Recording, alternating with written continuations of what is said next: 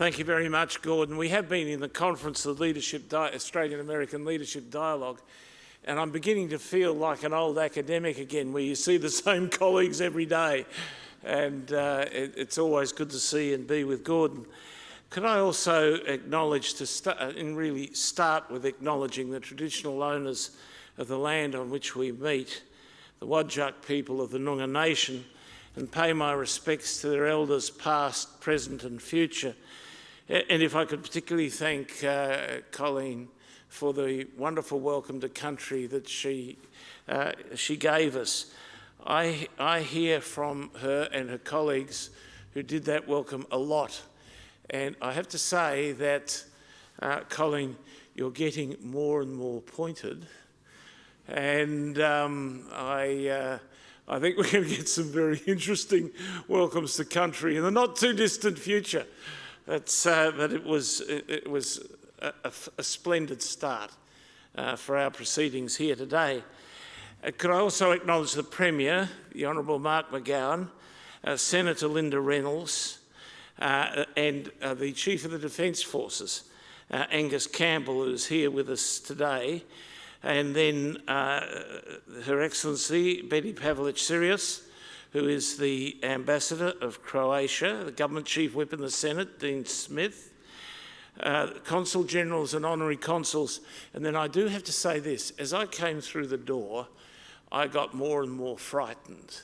I began to think I was dying, because passing before my eyes were just about everybody I've known in the defence area for the last 40 years of having been connected with them. And then all the people I used to know in the United States when I was ambassador to the US, and I am told that as we die, our lives flash before us. And so my life has just flashed before me, and my intention of reading out any more names associated with this has entirely disappeared, because I suddenly realised that there are at least 200 people here who ought to be acknowledged, and I have failed to do so. So please forgive me. If were I to do that, I'd be even more likely than I normally am to wreck the timetable of this conference. Well, it is a real honour to deliver the opening address at the second West Australian Indo-Pacific Defence Conference. The WA Government initiative, led by Defence West, and the Perth US Asia Centre, have established themselves as a significant occasion on WA's strategic event calendar. Today's conference on an era of new and renewed partnerships will focus on topics including a new role for Indonesia in the region, a growing role for Japan, an aspirational role for India, a renewed role of the United Kingdom and France, and a continued role of the United States. It is, to say the least, this is an ambitious agenda. As a question mark has arisen about the level of our principal partners, Australia's principal partners' commitment to the rules-based order that it invented after World War II, and its recent enmeshment with the regional enthusiasm for multilateralism reflected in its commitment to the East Asia Summit. We are obliged to think creatively about the relationships we build in the zone we inhabit. Now, the good news for Australia is this: we have, with our partners, been doing this for a very long time. Challenged in the 1970s, we put in place with our friends the five-power defence arrangements. In the 1980s and 90s, APEC. In the late 1990s and 2000s, security agreements with Indonesia, and at least 13 different counter-terror arrangements throughout the zone. We have become enthusiastic members of the East Asian Summit, avid supporters of the Comprehensive and Progressive Agreement for the Trans-Pacific Partnership, long-term negotiators and supporters of RCEP, which is meandering to some sort of conclusion, we believe, during the course of this year. Happy attendees at ASEAN regional fora, long-term partners with the ASEAN outreach and a seeker of collaboration in trilateral, quadrilateral arrangements with all the players in the zone, and with a particular focus recently on India, Indonesia and Japan. We topped that with IORA, it's the Indian Ocean Regional Association, and advocacy of the idea that we should describe an Indo-Pacific as opposed to Asia-Pacific nomenclature for the region. You think about that history, we have a tendency, those of us in political life, to believe that everything is new, when in fact, everything old is new again. And all those old partnerships, all those old initiatives, combine in the spirit with which our government and our academic community and others associated in industry, the folk here, all of us, live with that history and build upon it.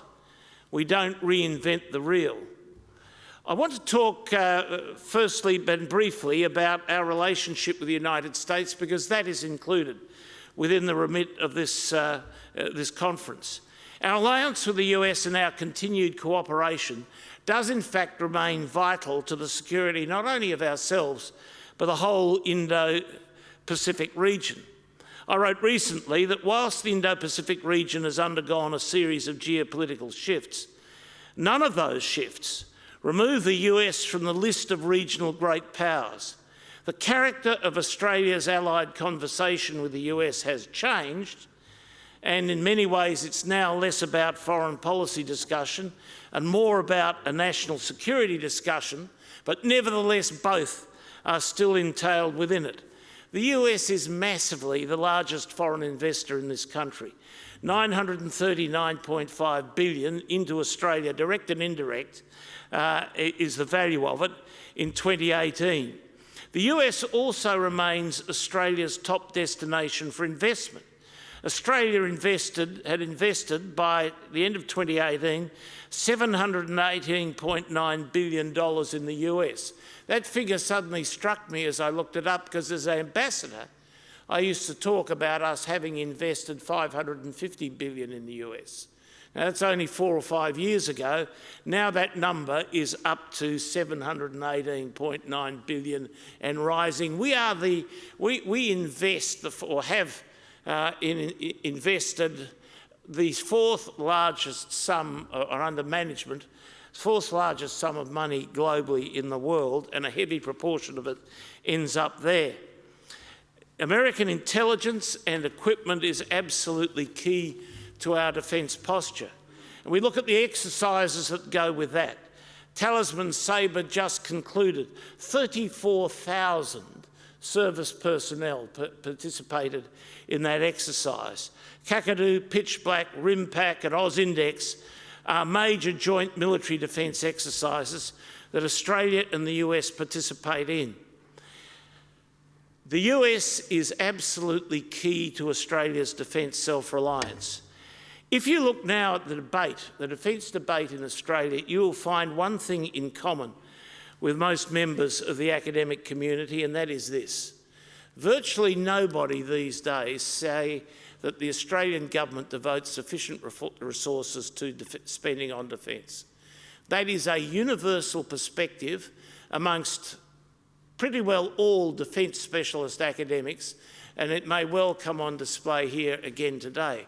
Let me just point out a salient set of facts about this, as people anticipate that we may be able to do much more. We have one other thing in common with the United States.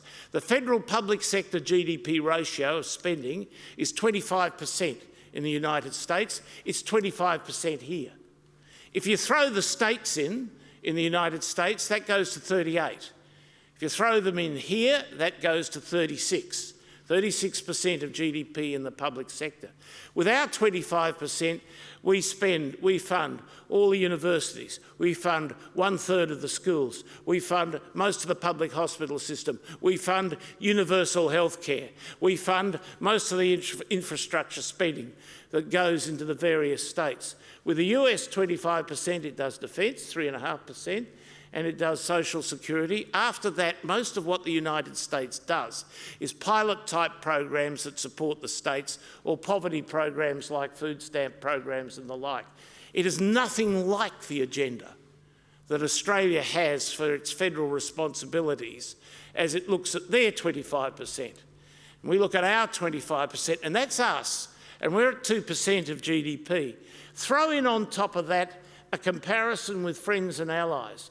Britain, after years of Maggie Thatcher's depredations and recent austerity, is still at 43% of GDP in public sector GDP ratios. We are more miserable than Maggie Thatcher here. And then you throw in on top of that the French. They're at 48. The Germans are at 52. The Scandinavians between 60 and 70%, in which to draw their 2%, or in most cases less, for spending on defence. I would argue that aside from the United States, there is no country on the globe that devotes more of its public sector activity for defence than this one. And so when you go to government and ask for increases in the defence area, contemplate who you're up against. The entire university system, the pension system, the private schools, the universities, etc., etc. We have to make that 2% count when you look at those various considerations. I used to, when I was a minister, contemplate the way in which we did OSMIN agendas and OSMIN statements. And one of the things that I want to draw attention to and give you a piece of advice on is this. We hide things that we really mean in plain sight in OSMIN communiques. They are not the world's best literature, but they often bear extremely close reading, because in it you will find sometimes new areas of joint cooperation that we don't particularly want to debate, but no government wants to say they didn't inform the Australian people about. And you will also find new trends and directions. Unfortunately, this recent OSMIN meeting, which actually produced very productive outcomes, has effectively had what they wanted to focus on hidden in plain sight, courtesy of a debate over ballistic missiles. But if you go to the OSMIN report, you will find a new element, at least in the context of the last 3 years, and that is a detailed description of commitment jointly and severally to the regional affairs and events in the area around us, their defence concerns, their prosperity concerns. The importance too, and it's a new factor really, of deepening cooperation not just with the regional partners including Japan and India, but also with the United Kingdom, France, Germany and the EU being emphasised. Both Australia and the US reaffirmed strong support for ASEAN centrality and the ASEAN-led regional architecture, underlining the value of the East Asian Summit as the region's premier leaders-led forum for addressing political and security challenges. Australia and the US also emphasised the need for an increasingly networked structure of alliances and partnerships to maintain an Indo-Pacific region that is secure, open, inclusive and rules-based, and where nations conduct themselves in ways that enhance regional stability, reinforce international law and respect the sovereignty of these principles. Now, as we look at that statement, you could not have a more effective statement about the things that we're going to be talking about here today and a mutual commitment to them. Very good thing. The other thing that we need to recollect as Australians is this. In the region around us, with a possible exception or two, everybody is happy that we have a relationship with the United States. Everybody is happy that we do that. That is, we can have a relationship that they may not necessarily be able to have, but vicariously they're very important. They find that the relationship we have is very important. I remember back in the 1980s, at a point of time when the Philippines were shutting down effectively Subic Bay and the American bases in the area, I found myself caught in Malaysia, but with an instruction from the Australian government to go out and say something about that. And I apologised to my defence counterpart and said, look, it's a terrible thing to do in your country, but I actually do have to do this because I'm here and not there, and I have no choice. Very good, he said. I'm glad you're going to do that. Now, I am going to stand with you when you do that.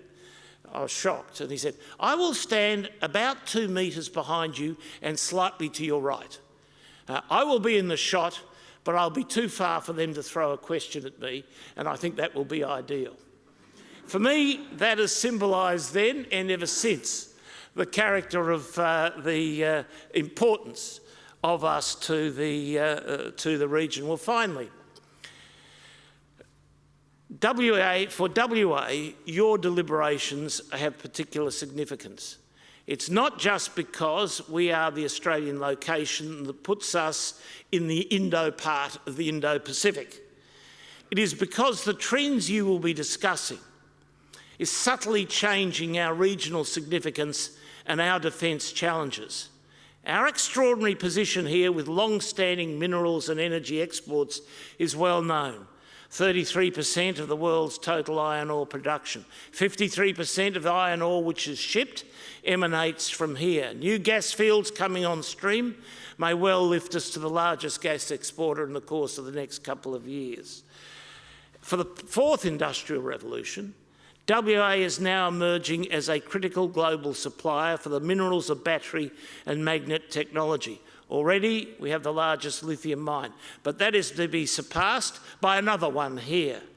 Nickel, cobalt, graphene. On rare earths, which are the vitamins of technology, we have established the existence of large prospects with unsurpassed levels of quality.